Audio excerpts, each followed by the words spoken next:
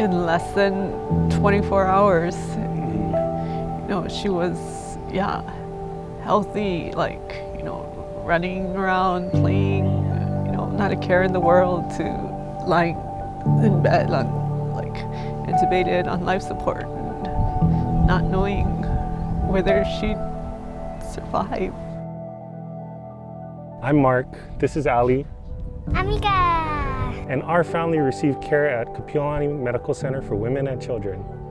She kept tossing and turning throughout the night. She was having a hard time breathing, and we asked her, Mika, what's wrong? And she's like, it's sore over here. When we went to the ER, the intake nurse just had this look on her face of urgency, and so, you know, she immediately took us back to one of the trauma rooms.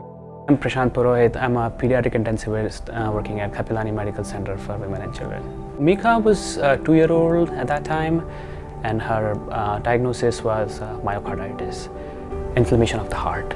The scariest part of this condition is that they can have a sudden cardiac arrest. 1 minute they're looking fine, and then next minute their heart just gives up.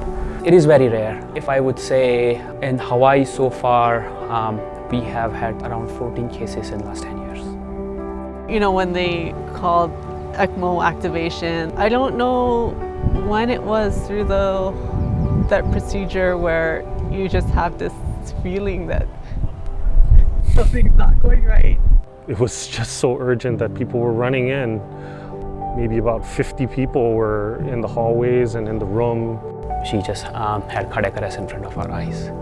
And on one side we started doing CPR. On the other side, the surgeon started putting the process of putting the catheters. So it took almost 27 minutes of CPR before we could get her on ECMO. It's like basically a heart-lung bypass machine. It works as your heart to pump blood throughout your body so your heart can rest and recover. What we did for Mika was not only ECMO, but we did CPR on her, and while doing CPR, she went on to the ECMO. So that's called extracorporeal CPR or eCPR. That's again the most advanced CPR available.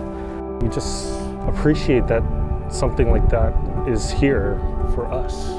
I mean, she's thriving. You look at her, you would never guess that like she had a stroke. She was on ECMO, she went into cardiac arrest. Without all of this fundraising, without the ECMO program or the transport program, I don't think Mika would have made it. There's no amount of money that can make up for a child's life. So everything that Kapi is able to do is worth it.